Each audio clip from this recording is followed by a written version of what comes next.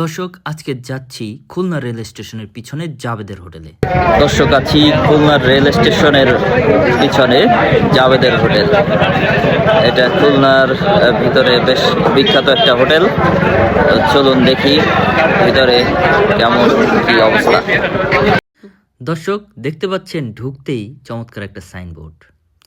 ভিতরে ঢুকলাম আর দেখতে পাচ্ছেন যে প্রচুর কাস্টমার এখানে, একেবারে পুরো হোটেল ভর্তি। আর এইদিকে যারা খাবার দিচ্ছে তাদেরও খুব ব্যস্ততা, তারা একদিক দিয়ে খাবার তুলতেই আছে।